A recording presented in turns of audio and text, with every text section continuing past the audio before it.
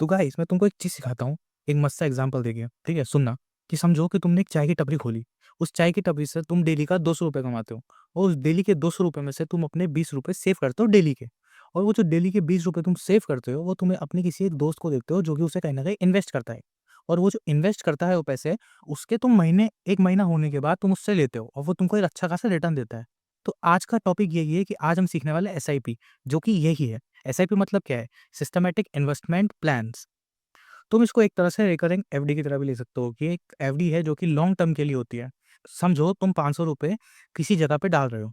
₹500 हर महीने तुम डालते जा रहे हो, ऐसे तुम 10 साल तक करते जाते हो। तो ये ₹500 साल का अगर तुम डाल रहे हो तो 6000, 10 साल का डाल रहे हो तो 60,000।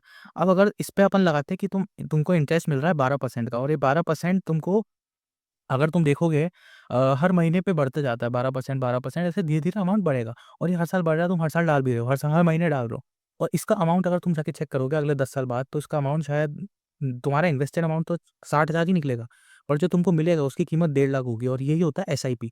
पर अगर ये तुम 20 साल बाद देखोगे तो इसका अमाउंट और ज़्यादा हो जाएगा या लगभग 4 या 5 लाख या 6 लाख भी।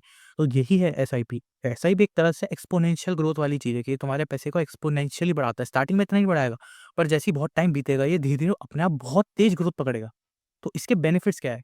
एक तरह से इसको कंपेयर कर सकते हैं कि एफडी से ज़्यादा एफडी एक तरह से बहुत ही लो रिस्क फंडिंग है कि आप उसमें लो रिस्क पे इन्वेस्टमेंट कर सकते हो। पर एसआईपी एक तरह से मॉडरेट लेवल की इन्वेस्टमेंट है और स्टॉक्स और अपने बिटकॉइन्स और ये सब थोड़ा रिस्क वाली चीज़ है, बहुत हाई लेवल रिस्क रहता है इसमें।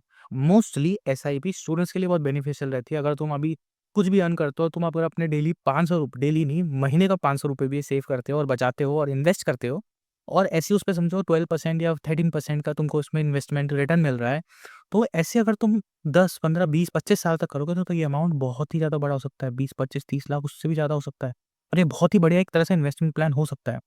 तो आज की सीख में मैंने ये सीखा कि एसआईपी क्या होता है, एसआईपी से अपन कितनी ग्रोथ कर सकते हैं और बाकी चीज़ें कल सीखते हैं। तो मिलते हैं कल के डे 2 के स्किल अप सेशन में। बताना आज का स्किल अप सेशन कैसा लगा? Okay bye.